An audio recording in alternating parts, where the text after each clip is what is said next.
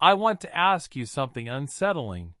How do you know that what you're experiencing right now is real? Not philosophically real, not metaphorically real, but actually genuinely real. You see colors, hear sounds, feel textures. Your senses tell you this world exists. But what if they're lying? What if everything you've ever perceived is just shadows on a wall? In 1999, a film called The Matrix asked this question, and it blew people's minds. The idea that reality might be a simulation, that we might be trapped in an illusion without knowing it, felt revolutionary, cutting edge, almost like science fiction prophecy. But here's the thing. A Greek philosopher asked the exact same question 2,400 years ago, and his answer was eerily similar. His name was Plato, and the story he told, the allegory of the cave, is one of the most famous thought experiments in human history. It's been discussed by philosophers, artists, theologians, and scientists for millennia. And when the Wachowskis made The Matrix, they weren't inventing something new. They were retelling Plato's story with computers and leather jackets. Tonight, we're going to explore the cave, understand what Plato was really saying, and discover why this ancient parable feels more relevant now than ever before. So settle in, turn down the lights, and prepare to question everything you think you know about reality. Because once you've seen the cave, you can never unsee it. Let me tell you Plato's story exactly as he told it, around 380 BC, in a book called The Republic. Imagine a cave, deep underground, dark, damp, ancient. Inside this cave, there are prisoners. They've been there since childhood, maybe since birth. They're chained in place, unable to move their heads, unable to turn around. All they can do is stare straight ahead at the cave wall in front of them. Behind the prisoners, there's a fire burning. And between the fire and the prisoners, there's a low wall, like a puppet theater stage. People walk along this wall carrying objects, statues, cutouts shaped like animals, trees, buildings. The firelight casts shadows of these objects onto the cave wall that the prisoners face. So the prisoners see shadows, moving shapes, flickering images projected onto the wall. And here's the crucial part. This is all they've ever seen. They were born in the cave. They've never seen the real objects, never seen the fire, never seen the outside world. Just shadows. Now ask yourself, what would these prisoners think reality is? They would think the shadows are reality. They would give the shadows names. They would track their patterns. They would become experts at predicting which shadow appears when, which shadows move together, which ones come before others. They would develop entire systems of knowledge about the shadows. Philosophy, science, religion, all based on studying the movements on the wall. Some prisoners might be better at this than others. They might be celebrated as wise, as intelligent, as having special insight into the nature of reality. But they would all be wrong. Because they're not seeing reality. They're seeing projections, reflections, second-hand images of things they've never actually encountered. Now here's where the story gets interesting. Plato asks, what if one prisoner was freed? Someone unlocks his chains, drags him to his feet, forces him to turn around. At first, he's confused, disoriented. The firelight hurts his eyes after a lifetime of darkness. He can barely see. Everything is blurry, painful, incomprehensible. He sees the fire for the first time, and the objects being carried along the wall, the actual things that were casting the shadows. And he realizes, What I thought was reality was just an image, a projection. The real things exist behind me. Everything I knew was incomplete, derivative, false. This is traumatic, disorienting. His entire worldview is collapsing. But then, it gets worse. Or better, depending on your perspective. Someone drags him up, out of the cave, into the sunlight. And now, the pain is unbearable. Sunlight after a lifetime underground. He can't see anything. His eyes burn. He wants to run back to the cave, back to the comfortable shadows he understands. But gradually, slowly, his eyes adjust. First, he sees reflections in water, then shadows of real objects under the sun, then the objects themselves, trees, mountains, sky, and finally, he looks up and sees the sun, the source of all light, the thing that makes vision itself possible. And he understands. Everything in the cave was an illusion, not just wrong, but fundamentally disconnected from reality. The shadows were shadows of objects, and those objects were themselves just imitations of something higher. And the sun represents the ultimate source of truth, the thing that illuminates everything else. He's been liberated. He's seen actual reality. He knows the truth now. So what does he do? He goes back to the cave. He climbs back down into the darkness to tell the other prisoners what he's discovered, to free them, to show them the truth. But when he arrives, his eyes are no longer adjusted to the darkness. He stumbles. He can barely see the shadows anymore. He can't compete with the shadow experts who've spent their whole lives studying the wall. The prisoners think he's gone insane. They think the journey out of the cave damaged him, made him stupid, made him blind. And when he tells them that everything they know is false, that they're living in an illusion, that there's a whole world above them they've never seen, they don't believe him. They think he's mocking them, or crazy, or dangerous. And Plato says, if they could, they would kill him. So what is Plato actually saying with this story? On one level, it's about education, about the difference between ignorance and knowledge, about how learning isn't just adding information, it's fundamentally transforming how you see the world. But on a deeper level, Plato is making a claim about the nature of reality itself. He believed that the physical world, the world we see and touch and experience with our senses, is not ultimate reality. It's more like the shadows on the cave wall. It's a reflection, a projection, a pale imitation of something higher. The real reality, according to Plato, exists in what he called the forms. Perfect, eternal, unchanging essences that exist beyond the physical world. Think about a circle. When you draw a circle on paper, it's never perfect. The line has width, has imperfections. It's always slightly off. But you can still recognize it as a circle because you have a concept of what a perfect circle is. That concept, that ideal circle, exists in the world of forms. And every physical circle you see is just an imperfect copy, a shadow of that perfect form. The same applies to everything. Justice, beauty, goodness, even physical objects like trees and horses.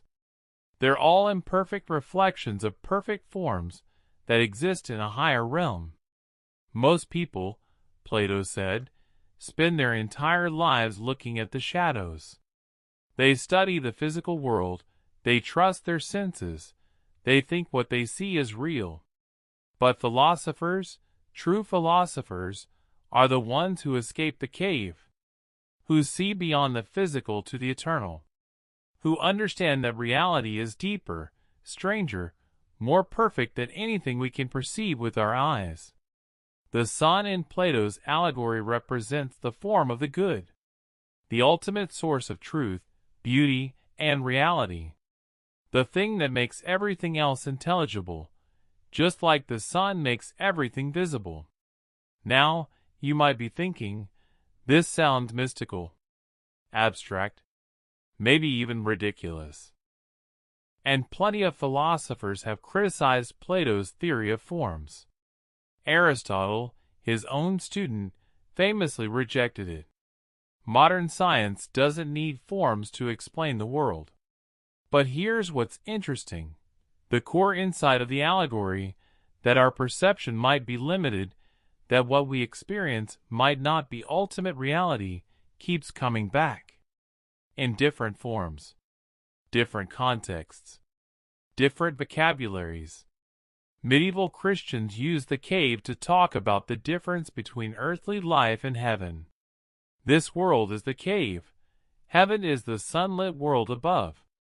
Enlightenment thinkers used it to talk about the difference between ignorance and reason. Superstition is the cave. Science is the light. Marxists used it to talk about ideology. Capitalism is the cave. Class consciousness is liberation. And now, in the 21st century, we have the Matrix. In 1999, Neo sits in front of a computer screen. A message appears. Wake up, Neo! The Matrix has you. He meets Morpheus, who offers him a choice. The blue pill, go back to sleep, forget everything, continue living in comfortable ignorance.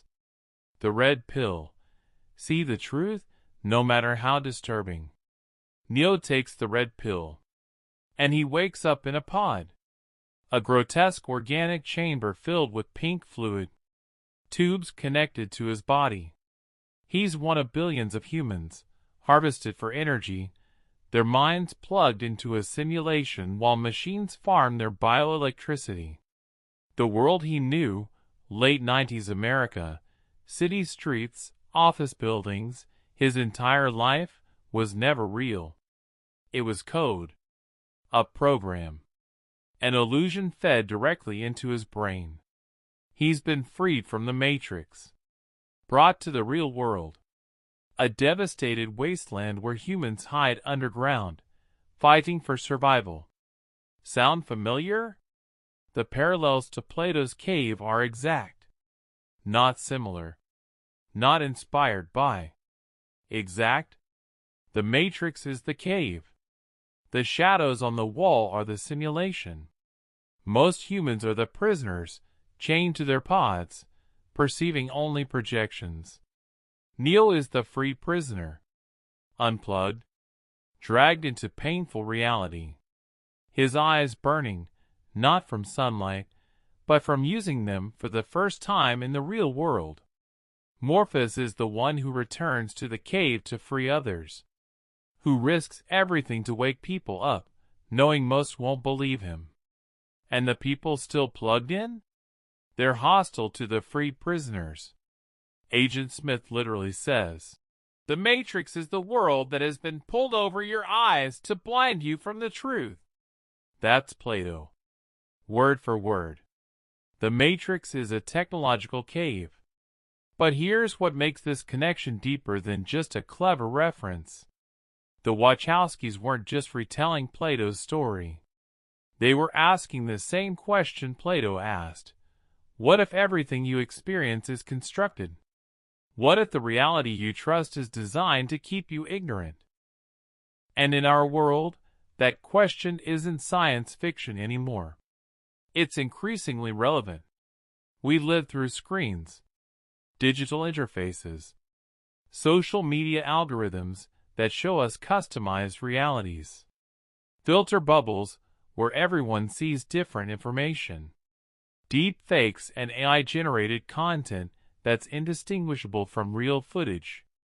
We spend more time in virtual spaces than physical ones. Video games, virtual reality, online communities. We build identities, relationships, entire lives in digital environments. So the question becomes, what's the difference between the cave and the internet? Between the matrix and social media? Between shadows on a wall and pixels on a screen? Plato's answer was, you need to escape. You need to see beyond the illusion. You need to find ultimate reality. But here's the disturbing part. What if you can't? What if, like the prisoners who kill the one who returns, we're so invested in our comfortable illusions that we reject anyone who tries to wake us up? What if we prefer the shadows because reality is too harsh, too complicated, too painful? That's the tragedy at the heart of both Plato's Cave and the Matrix. Most people don't want to be freed. They want to stay asleep. So let's make this personal. Let's ask the uncomfortable question. Are you in a cave right now? Not literally, obviously, but metaphorically, epistemologically. Are there fundamental aspects of reality that you're not seeing? Illusions you're accepting as truth? Shadows you're mistaking for substance? I think the answer is yes. And I think you can prove it to yourself. Consider how much of what you know is actually direct experience versus stories you've been told. You believe the earth is round. But have you personally verified this? Or did you trust teachers, textbooks, photos from space that you assume are real? You believe in atoms and cells and gravity, but you've never seen an atom. You've never directly perceived the curvature of space-time. You accept these things because experts say they're true. Now, I'm not saying the earth is flat or that atoms don't exist. Science is real, and its methods work. But I am saying that the vast majority of your worldview is constructed from information you've never personally verified. You're trusting the shadows, the representations, the reports, because you have no choice. This is the cave, the fundamental human condition. We can't directly access most of reality. We're trapped in our sensory limitations, our cognitive biases, our cultural assumptions. We see electromagnetic radiation in a narrow band we call visible light and think we're seeing the world. But infrared, ultraviolet, radio waves, X-rays, they're all there, invisible to us. We're seeing a tiny slice and calling it reality. We hear vibrations between 20 and 20,000 hertz and call it sound. But dogs hear frequencies we can't. Elephants communicate in infrasound below our range. We're deaf to most of the acoustic world. We think we see continuous motion, but we're actually seeing discrete snapshots that our brain stitches together. We think we see in 3 dimensions, but we're actually processing 2 flat images and reconstructing depth. Our entire perception is constructed, interpreted, mediated by biological hardware that evolved not to show us truth, but to keep us alive. So in a very real sense, we're all in the cave. We're all seeing shadows. The question is, can we ever get out? Plato thought yes. Through philosophy, through reason, through transcending the physical and grasping the eternal forms. But modern neuroscience suggests something more humbling. We're stuck. Our brains are the cave. Our senses are the chains. There's no escaping the fundamental mediation between reality and our experience of it. But maybe that's not the point. Maybe the point isn't to escape the cave entirely. Maybe it's to recognize that you're in a cave. To understand that your perception is limited. To hold your beliefs more humbly. Because once you understand that you're seeing shadows, you start asking better questions. You stop being certain. You start being curious. You question your assumptions. You listen to people who see different shadows than you do. You realize that everyone else is also in a cave. They're also seeing partial, distorted reflections of reality. And instead of fighting about whose shadows are correct, you might try to compare notes to piece together a more complete picture. This is what Plato was really advocating. Not that everyone can become a philosopher king who sees ultimate truth, but that wisdom begins with recognizing your ignorance. Socrates, Plato's teacher, famously said, "I know that I know nothing." That wasn't modesty. That was the core insight. The wise person is the one who understands the limits of their knowledge. The cave isn't a place you escape once and for all. It's a condition you become aware of. And that awareness changes everything. So if we're all in caves, if we're all seeing shadows, how do we live with that? How do we function when we know our perception is limited and possibly wrong? I think Plato's allegory suggests a few practical responses. First, seek truth actively. Don't just accept the shadows you're given.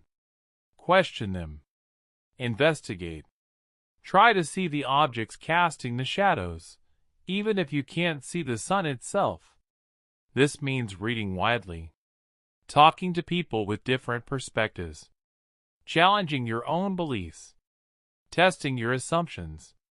It means recognizing when you're in an echo chamber, when everyone around you sees the same shadows and reinforces the same interpretations, and deliberately seeking out different caves, different walls, different shadows.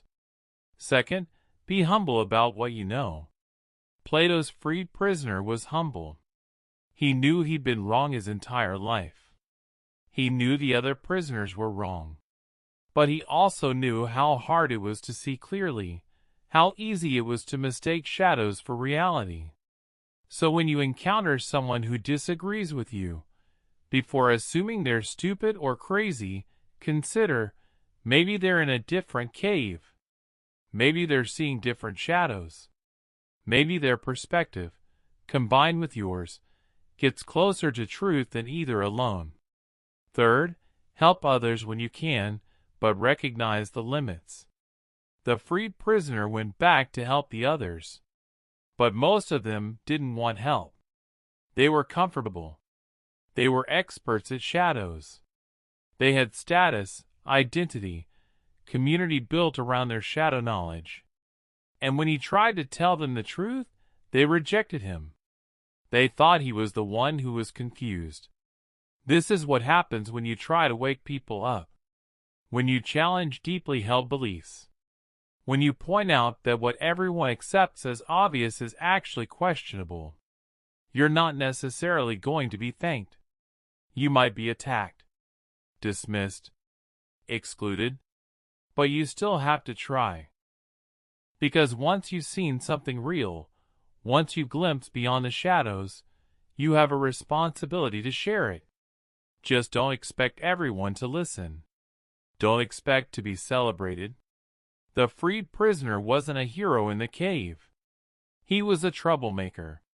Fourth, and this is crucial, remember that you're still in a cave too. You've seen some things more clearly. You've questioned some shadows. But you haven't escaped entirely. You're still limited. Still biased. Still seeing through a glass darkly. So maintain that humility even as you pursue truth. Be confident enough to challenge illusions, but humble enough to know you might be creating new ones. Finally, appreciate the beauty even in the shadows. Not everything has to be about escaping or transcending. Sometimes, the shadows are beautiful. The stories we tell, the art we make, the meanings we construct, they matter even if they're not ultimate reality. Plato was suspicious of art, of poetry, of anything that created images of images, shadows of shadows.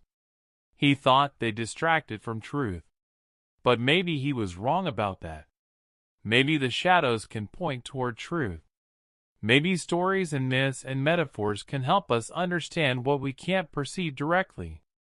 The matrix is a shadow of Plato's cave, which is itself a shadow of whatever reality Plato was trying to describe. But that doesn't make the matrix useless. It makes the truth accessible in a new way. So live in the cave, but live consciously. See the shadows, but know they're shadows. Build meaning, but hold it lightly. Seek truth, but stay humble. That's the wisdom of the cave. Before we end, I want you to do something simple. Look at your hand. Really look at it. Notice the texture, the lines, the way light reflects off your skin. What you're seeing right now is electromagnetic radiation bouncing off molecules, entering your eye, being translated into electrical signals, processed by your visual cortex, and assembled into an experience you call seeing your hand. That's not direct reality. That's a biological simulation, a model your brain constructs. And yet it's the only hand you'll ever know, the only reality you can access. You're in the cave. I'm in the cave. We're all in the cave. But knowing that, understanding that, changes something fundamental. It makes you curious instead of certain, humble instead of arrogant, open instead of closed. Plato told this story 2,400 years ago in ancient Greece. The Wachowskis retold it with digital code and kung fu. And tonight, I've retold it to you. We're all passing the same insight forward through time. Reality is stranger than it appears. Your perception is limited. Truth is worth seeking even if you can't fully grasp it. These aren't just abstract ideas. They're invitations. Invitations to question, to wonder, to look beyond what everyone assumes is obvious. You don't need to escape the cave entirely. You just need to turn around once in a while, to see the fire, to recognize the shadows for what they are, and maybe, just maybe, to climb toward the light. Thank you for listening. Look at the world with fresh eyes. You might see something you've never noticed before. Or you might realize you've been looking at shadows your whole life. Either way, the question is worth asking.